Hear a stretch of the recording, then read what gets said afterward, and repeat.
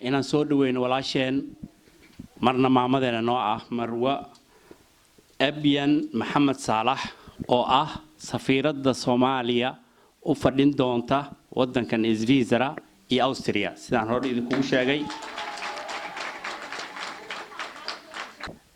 marka annagoo gudagaleynaa hawsheenan xafladda ku saabsan sida caadada noo ah waxaan ahay ummad islaam ah marka mar walba oo la isugu yimaado meel ama maxfal ah ama ay ummad ku kulanto hadii aanan lagu magac dhabin magaca Alle ummadaasi waxay noqonaysaa ummad halaagsanta marka waxaan rabnaa inaan ku furno aayadaha quraanka ah marka waxaan rabaa inaan u yeero walaalkeen noo akhrin doono aayadaha quraanka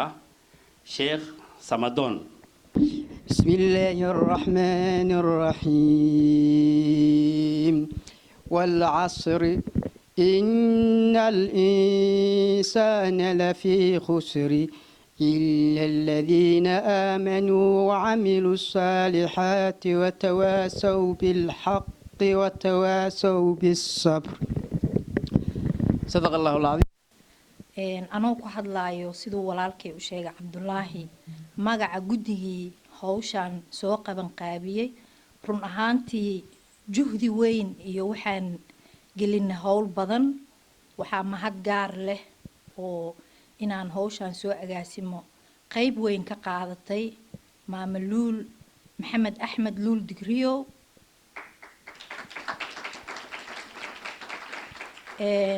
habaryartay Xaliimo Culusow iyo wiilashii garabka nagu siiyay inta ka sukow waxa mahad gaar u celinaya dhammaan shacabka Soomaaliyeed ee ku nool gobolkan Geneva ee ayagana hadaysan ahaan lahayn xafladan caawa aysan suuro gasheen maxaa yeelay ayaga magacooda iyo maxaan ku iraahdaa garab istaagooda ayaan caawa suuro gelisay inaan isu nimaano soo dhaweyno si sharaf iyo macnaha kalgacal iyo walaaltinimo ay ku jirto inaan halkan caawa ku soo dhaweyno safiiradeena loo soo magacaabay dalkan Switzerland iyo Austria isla markaana u fadhida qaramada midoobay Marwo Abyan Maxamed Saalax waxaan leeyahay safiirad soo dhawow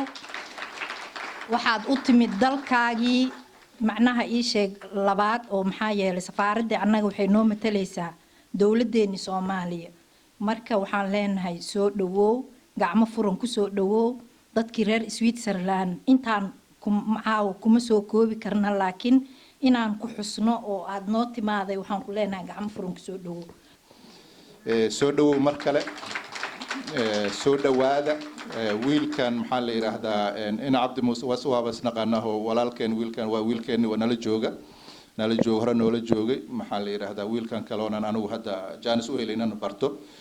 iyo safiirada oo mar kale soo maxaa la yiraahdaa gacmo furan Soomaaliya maxaa la yiraahdaa aad maaragtay u timiday inkastoo wadan ajnabi ah oo maaragtay adiga lagu soo magacaabay ay tahay haddana maxaa la yiraahdaa Soomaali badan aad joogta oo maxaa la yiraahdaa aad la kulmi doontaa arki doontaan insha Allah saan ognahayba maxaa la yiraahdaa waa wadamadan reer galbeedka iyo guud ahaan maxaa la yiraahdaa wadamada aan dhahno Occidentka waxa Soomaali badan aad joogta oo timiday oo ku soo qaxday qaxan maxaa la yiraahdaa waliba ka hor dad badan soo galeen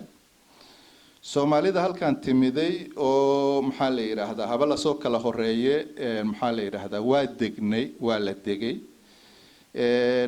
dadkii yimiday dad kale abuureen oo maxaa la yiraahdaa caruuray dhaleen maxaa la yiraahdaa hadda waxaan dhihi karnaa tiradii timiday maanta waa 3 jibaaran tahay ama waa 4 jibaaran tahay macna dad waxaa la yiraahdaa caruur ayaa dhulkan ku dhalatay oo qaarkood maanta dhowr iyo 20 jir yihiin waxaan leeyahay marka caruurtaas wadamadan reer galbeedka siiba haddii aan lala qaybsan oo dawladda Soomaaliya aysan abuurin barnaamij ay kula qaybsanayso wadamadan caruurtan ay ku dhasheen sharciyada ka qaateen aynan badankood wadankoodii aynan aqoonin haddii dawladda Soomaaliya aysan abuurin maxaa la yiraahdaa hay'ad iyo department u gaara oo maxaa la yiraahdaa dadka dibadda ku maqan ay leeyihiin ka shaqeysa dhalinyaradaas dadkaas maxaa la yiraahdaa dhulkan ku dhashay in Soomaalinimadoodiina maxaa la yiraahdaa la soo celiyo maxaa la yiraahdaa nidaam iyo shuruuc iyo wax uu maaragtay loo sameeyo ay ku aqoonsadaan inay originkoodu halkaas uu yahay jaanisyo badanna ay ku leeyihiin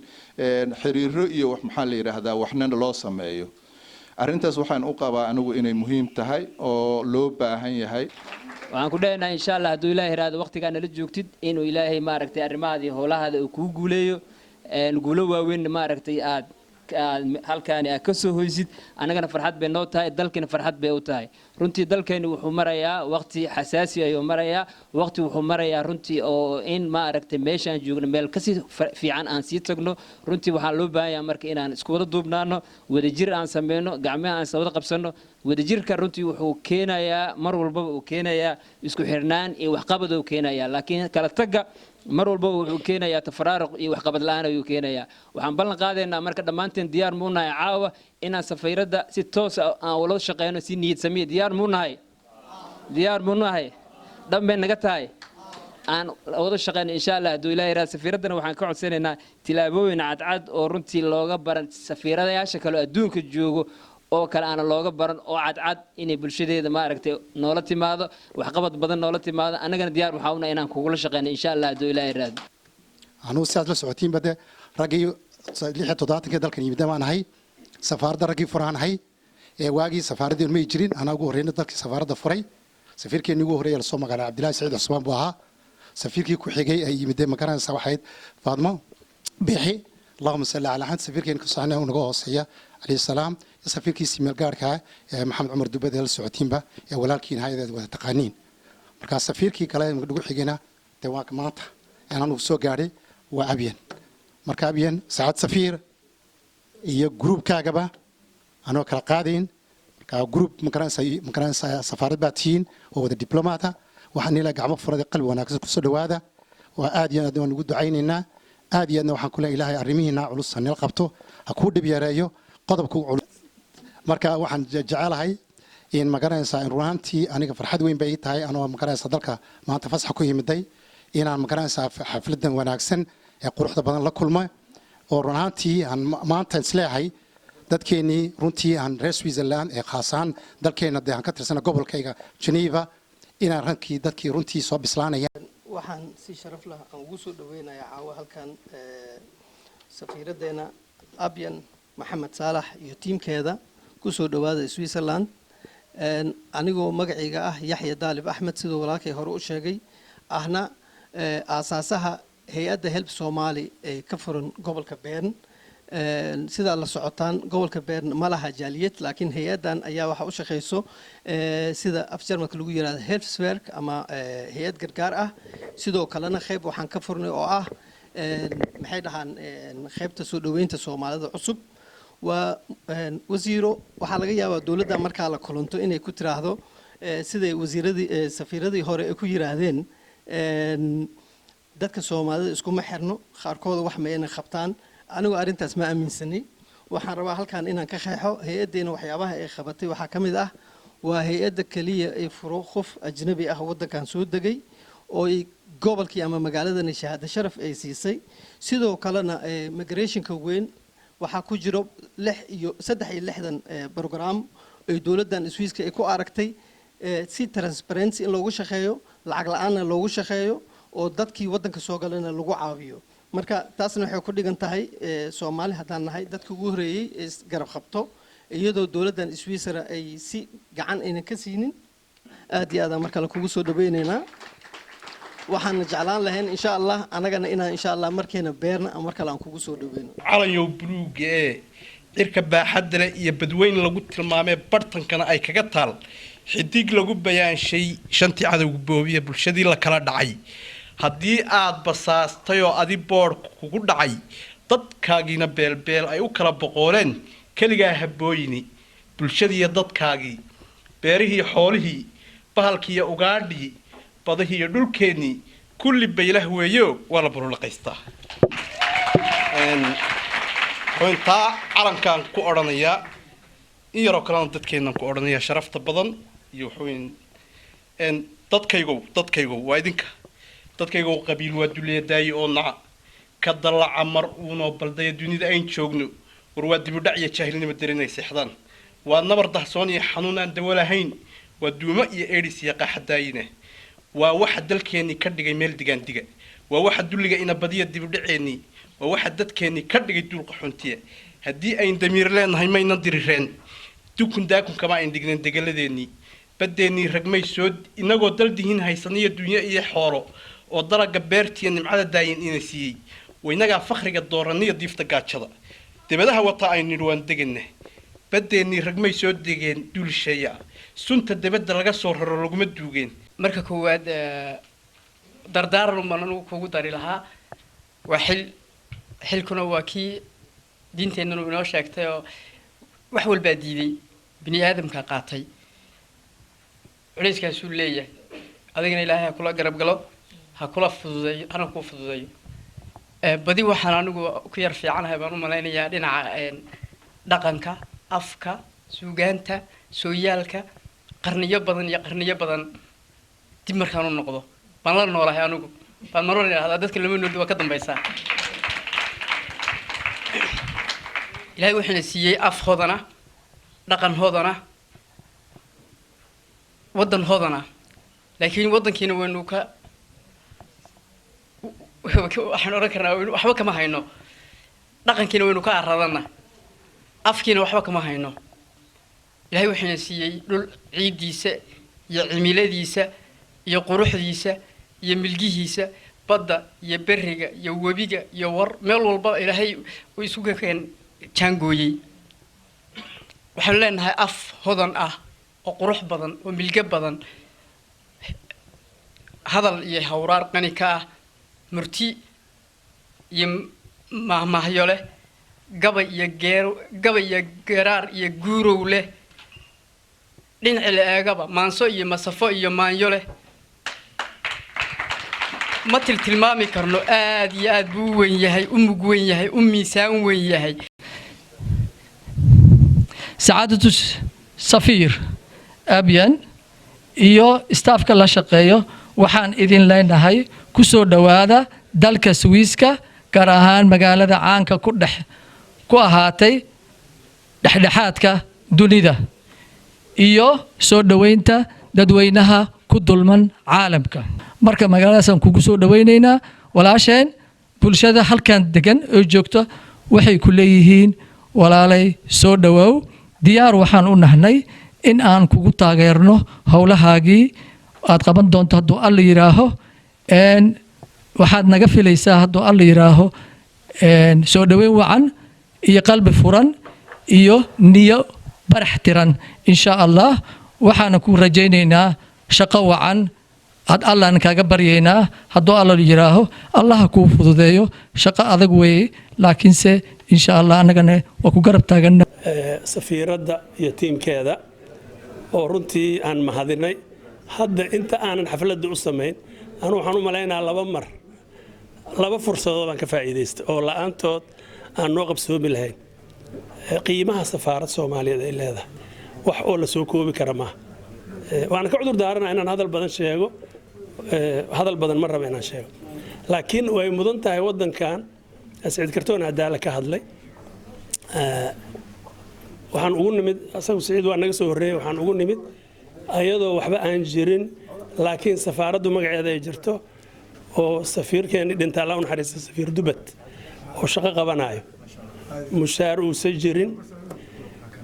kirada wuxuu isaga bixiyay jirin dadka uu ku tashanay annaga qaxootiga annaga lafteena biil yar nala siin jiray runtii waxba la soo maray waa laga yimid hor isku dhiib waa staafeet waxaa noo yimid ka dambo ninka la yiraahdo Yuusuf Allah u naxariistay asagan walaalkeen bari oo asagana guri marka la dhiso waxaan waa usr hoos laga soo dhisaa ma qofba meel ay geysaa Dubad Allah u naxariistay meel buu geeyay runtii Yuusuf waxaa moodaa runtii kor u qaaday meel fiican ayaa ilaahay ku oofsaday Allah u naxariistaan lahayn inta dabadeed waxaa noo timid Faadimo Saaniya oo wada garanaysaan guri laba dabaq ay nooga tagtay 10 dabaq waxaan ka sugaynaa safiiradeena abya haddii alla yiraahdo iyo tiimkeeda wanaagsan marka waxaan leenahay haddaan anoo ku hadlaayo magaca guud Soomaaliyeed ama Switzerland ama Austria waayo Austria lafteeda annaga ku hadlayna annaga ka joognaa cidna kaama maqna runtii annagu waxaan dhihi jirnay guumugeed isaguma soo aado Soomaali waa qabiil Soomaali kulligeed waa hal qabiil oo lagu kala qaaday 15 milyan aan u malaynaa qaxeena ba badnaaday runtii intaan hadaad ka haysato waad haysataa dhinacaaga garbahaaga waa buuxa ee ku guur safiiradeena qaaliga ah marwo Ebian Maxamed Saalax saaxiibkay marra walaalkay Xuseen Cabdi Muuse Mayow oo ah la taliyaha koowaad ee safaaradda Saalax Abubakar Madani oo ah xoghayaha koowaad ee safaaradda waxaanu idinku soo dhaweynaynaa gacmo furan farxad iyo rajo weyn aanu qabno in danta Soomaaliya ay ka leedahay waddankan iyo waddanka Austria iyo hay'adaha qaramada midoobay inaad si buuxa uga shaqaynaysiin kalsooni buuxana waanu idinku qabnaa waanu aragnay intii reeyda joogteen kartidiina iyo aqoontiina marka runtii soo dhawaada sharaf bay noo tahay waxaan rabaa halkan inaan uga cudur daaro gabadh aad u qiimo badan oo qaali ah oo Leyla Qanyare la yiraahdo oo degan gobolka Sangaalan oo rabtay kuna tala jirtay inay ka soo qayb qasho xafladan kaalina ka qaadatay qabanqaabadeeda inay caawa inoo suuragelin inay naga soo gaadho oo arrimo family adarteeda ayna inoogu imanin marka iyadana sidaas aan ugu cudur daarayaa waxaan oranayaa kelmadun baan fariina ayaan safaaradda aniguna u dhiibayaa waddankan waa waddan federaal ah 728 sano buu soo jiro federaalisnimadiisii uu u dabaaldegayay maalin dhaweyd khibrad aad iyo aad u dheer buu ku leeyahay arrimaha federaalka Soomaaliya oo qaadatay systemka federaalka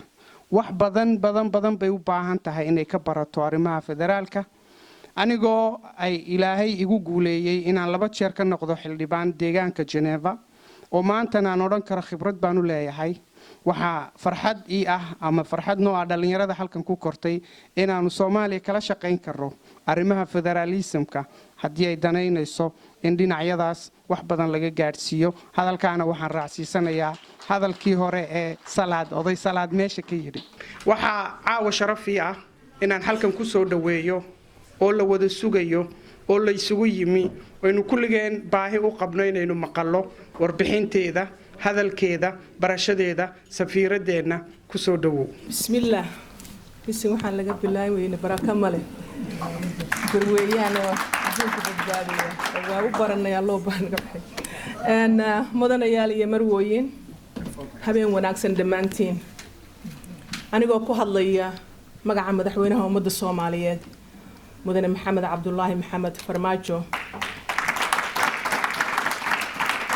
magacaygaan mas'uulka uga ahay ummadda Soomaaliyeed waddankan Switzerland iyo Austria iyo xarunta ergada qaramada midoobay ee Geneva waxaan dhammaantiin idinku salaamayaa salaanta islaamka assalaamu calaykum waraxmatullaahi wabarakaatuh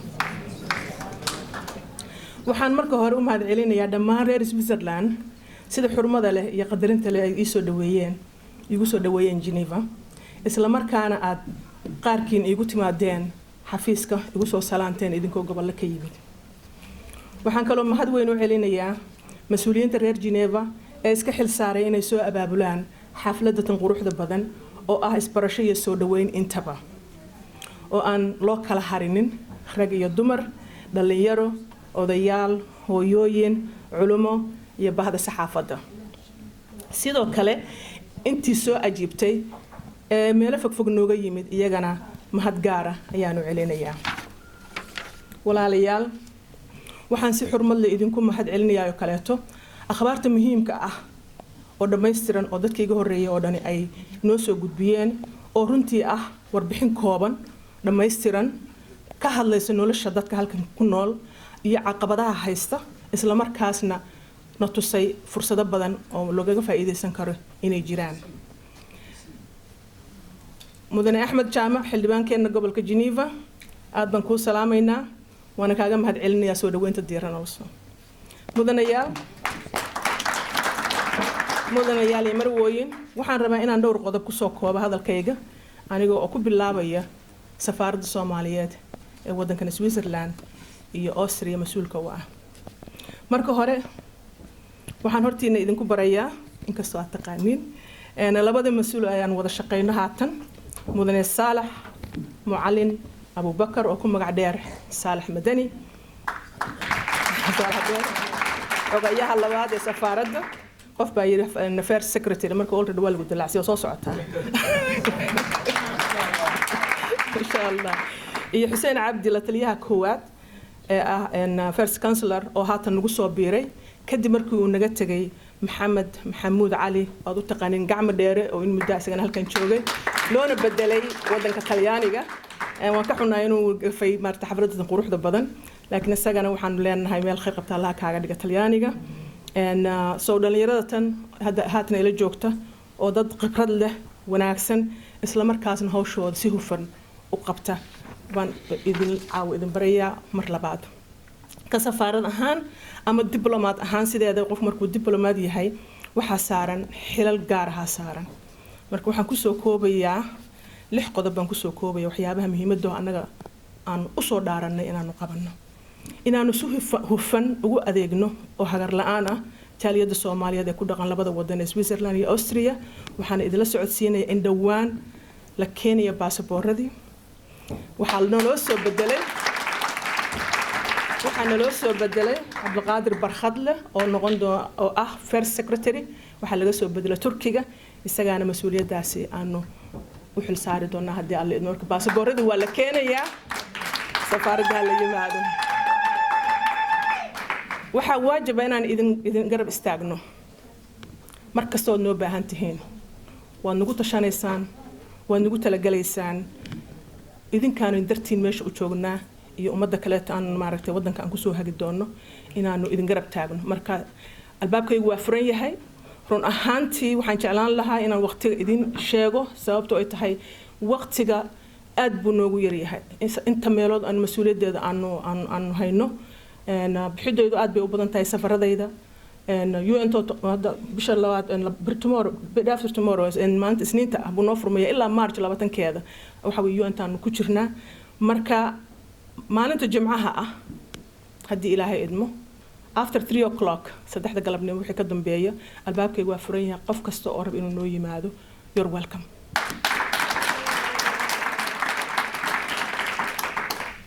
waxyaabaha kale oo aan aad maaragtay ugu rajo weynaa inaan qabano waxaa ka mid in dhalinyarada jaamacadaha dhigta ee ku jira sanadkii ugu dambeeyay aanu siino waxa loo yaqaano scholarship not scholarship waxa loo yaqaano internshipskaasi muxuu ka anfacayaa way su-aasha qofka dhalinyarada ah ee jaamacadda sanadkii ugu dambeeyay ku jira wuxuu markuu yimaado for example safaaradda wuxuu baranayaa hawlihii safaaradda oo hadduu international relation bartay hadduu political science bartay waxay u saamaxaysaa inuu khibrad kala tago waxay kaloo u saamaxaysaa inaanu badge u sameeyno uu nagala qayb galo qofkaasi gabar iyo wiil qofkay noqotaba shirarka UN-ta ka dhacaya oo Soomaaliya iyo wadamada kale ay ka aragto boosijka aanu ka taaganahay sida la socotaan Soomaaliya waxay qayb ka tahay Human Rights Council-ka 47 wadan weeyaan Soomaaliya sanadka dambeetaba waxaanu ka nahay dadka Human Rights Council-ka ku jira baanu nahay arintaas oo arin aad u weyn ah oo ummad badan nagu barato saaxiibo badan aan ku samaysanayno marka dhalinyaradaasna waanu soo dhaweynaynaa qofkii maaragtay jaamacad dhigta procedure baa jira jaamacaddu inay warqad soo qordhaa oo tiraahdo qofkaasaan idin soo dirayna internship ma aqbasheen oo markaas maaragtay safaaraddu ay ogolaataa inuu qofkaana la shaqeeyo albaabkaas waa furan yahay wuxuuna u furan yahay dhalinyarada Soomaaliyeed ee wax barta oo sanadkii ugu dambeeyay jaamacadda ku jira waxyaabaha kale oo anagoo xil ahaan saareen waxaa ka mid ah inaanu ka dhex muuqano dad firfircoon ahaano dhammaan meelaha lagu matalayo adduunka soo jeedin yeelano wala socotaan safiirkeen hore Allah ya raxma Yusuf Barbari soo jeedintii uu sameeyay oo ahayd in la taakuleeyo dadka albinos ka loo yaqaano waxay ahayd resolution-kii ugu horeeyay Soomaaliya ay miiska soo saarto waana ku amaananahay waana maaragtay wana ku amaana marka inaan soo jeedin yeelano oo adduunka sida u dhaqmayo aynu u dhaqano ayaan maaragtay shaqsiinayna sidoo kale Soomaaliya waxay qayb ka tahay wadamada Carabta waxaanu qayb ka nahay Afrikaanka waxaanu qayb ka nahay wadamada Islaamka marka xayndaabkaas aanu ku jirnaa oo aanu hawl badan isla qabanaa sidaas oo tahayna waxa maaragtay iyadana aanu maadaama aanu Human Rights Council-ka aanu ku jirno waxaanu rajaynaynaa inaanu saaxiibo badan ku samaysano aan ku yeelano wadamada kale adduunka hadda waxa soo socda wax loo yaqaano UPR Universal Periodic Review wax loo yaqaano soo socda wadan walba imanayo uu sheegayo sida ay horumarka ay gaareen iyo waxa ay qabteen dadkooda ka hadlayaan iyo xuquuqda insaanka ka hadlayaan wadamadaas marka wadamo badan baa naga soo codsanaya inaynu taakulayno wadamo badan baa na weydiisanaya taageerina weydiisanaya Soomaaliya marka saaxiibo badan bay ku samaysan kartaa waa hawlaha ugu waaweyn ee noo yaala haatan inaan wadankan wanaagiisa gaarsiino adduunka una helno wadamo xiiseynaya in wadankayaga investment lagu sameeyo Swiss-ka wali maanan arkin company Swiss-ka socdo Soomaaliya joogo maaragtay investment sameynay maanan arkin adduunka Soomaaliya hadda waa loo tartamaya Soomaaliya deynta marka laga cafiyo hadii Ilaahay idmo bisha February albaabada noo furmi doona Ilaahay idinka waxay noqon doonaan wax maaragtay kulligayo aan ku khayro batroolkayga la soo saaro waqti ha qaadato 2 3 4 years up to 10 years even ha qaadato laakiin waxaad ogaataan Soomaaliya siday maanta tahay waxa weey ma ahaan doonto siday u ilxun tahay uma ahaan doonto waxa weey waynu noqon doonaa wadan lagu soo hirto adduunkuna isku dagaalaan inay investment ay sameeyaan already maaragtay arintaas galay marka annagu ka safiir ahaan iyo ka safaarad ahaan inaynu magaca Soomaaliyeed aanu gadno wadanka Soomaaliyeed aanu gadno qiimaha iyo qadarinta aynu leenahay ummadda aynu u sheegno innagana maaragtay kaliya ma ahaan asajaaliyad ahaan waxyaabaha aynu garabka isku siin karna ayay kamid tahay qodobka lixaad ugu dambeeyay waxa weeye inaynu kor u qaadno karaamada cisada sharafka iyo magaca ummadda Soomaaliyeed hab dhaqankeena uu ahaado mid ka turjumaya Soomaalinimadeena hadda habdhaqankaaga xun yahay de markaa waxa weye magac fiican kuma yeelas meesha aad joogtid intaa waxaan uga baxayaa waxyaabaha Soomaali ahaan iyo safiir ahaan iyo shaqaalaha diblomaadka la jooga aan ku dhaqmayno ayay ka mid tahay qodobka labaad oo aan rabay inaan wax yar ka taabto waxa weeye jaaliyadda Switzerland Austria in fact haddan ka imid oo bishan 13keed baan soo dhiibay warqadaheeda soo dhiibay jaaliyad badan baana joogta Austria sidiinoo kaleeto around 7,000 ayagu 10,000 bay yiraahdeen laakiin dadkii aan la kulmay wasiiradan la kulmay waxay yiraahdeen 7,000 ilaa 7,500 baa joogta marka Austria arintooda waa xagan dhiganaya laakiin jaaliyadeena halkan Switzerland marka hore waxaad ogaataan inaad ka mid tihiin ummadda Soomaaliyeed adduunka dacaladiisa joogta haddaynu nahay Soomaali waxaad tihiin dadka la shinsanayo qof kastoo Soomaali maanta jooga qofka banaanka u joogo shinsanaya wuxuu qabaa inaad ka fursad hesheen inaad nabad kaga nooshihiin inaad nabad ku nooshihiin inaad nolol haysataan marka dadka la shinsanayo waa idinka aniguba qurbaawi ahaan jiray Kanadan ka yimid Kanadan muddo ku noolaa taasna waxaan qabaa inay waajib nagu tahay inaynu ilaalino sida loo malaynayo waa inaynan ka hoos marinin qofka sida loo malayo hadduu ka hoos maro waxa way dib u dhac baa imaanaya waxaan rabaa inaan idinku amaano doorkii aad ka qaadateen caawinta walaalihiin reer beledweyne markii ay la kulmeen fatahaadihii aan horey loo arkinin arintaasi waxay qayb weyn ka tahay gurmad qaran oo dhammaan ummadda Soomaaliyeed ugu gurmadeen walaalahooda tabaalaysan arintaasi ma aha markii ugu horeysay allana kama dhigo markii ugu dambeysay aan ummadeena aanu taakuleynayno waxaan rajaynayaa in jaaliyadda wax ku ool ahi ay samaystaan jaaliyad wax ku ool aad samaysataan si adinkana aad si sharciyeysan ugu adeegtaan dadkiina halkan ku nool innagana aan idin taakulayno hawl badan baa idin sugaysa waxaan rabbi idinkaga baryaa inuu idin fududeeyo laana generationkii lagu dhalay maantay da'da inuu wadanahay inteena badan dhalinyarada marka laga saaro caruuraha iyagii already waa dhowr iyo 20 jiro qaar hadii 30 aysan gaarinba marka dadka halkan jooga waxa loo baahan yahay in jaaliyad adag oo dhaqankii diintii iyo afkii ilaalisa la helo oo aynu dadkeena waaweyn aan marjac u noqono dadka dhalinyarada wadankan ku dhashayna ay hogaamiyaan waayo iyaga luqadii iyo culture-kii kale tan yaqaana marka hawl badan baa taala hadii ay noqoto in wadankii Soomaaliya wadankii Switzerland iyo dawladda Switzerland iyo kambaniyadooda wax looga baahdo oo aniga codkayga aad u baahan tihiin mar walba waxaan diyaar baan idinahay waan igu tashanaysaan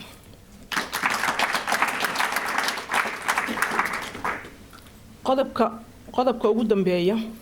Soomaalida arrimaheeda si wanaagsan baad ula socotaan uma baahna inaanu dib ugu noqdo laakiin waxaan halkaan hambaliyo iyo bogaadin uga dirayaa gudoomiyaha cusub ee baarlamaanka Galmudug mudane Maxamed Nuur Gacal oo ahaan jiray wasiir dowlaha wasaaradda arrimaha dibadda xilligii madaxweyne Xasan Sheekh waxaan kula dardaarmaynaa inuu ummadda uu xilka u qaaday si daacad ugu adeego rabbina uu la garab galo waxaan ku soo gunaanadayaa hadalkayga Soomaalidii hore waxay oran jireen laba way isqaadaa labana way isnuurshaan labana way soo dhintaan ma u maleynay inaad maqasheen baan u maleeyay sida ii fiirnayso laakiin aniga oday waxay dhalay Allah ya raxmo 100 sano jira 100 jir ku dhintay baa dhalay marka wax waxaabihii aan ka reebtay bay kamid tahay marka laba way isqaadaa oo hadii gacan ka jabto mar walba gacanta kale ayaa caawinto kor u haysa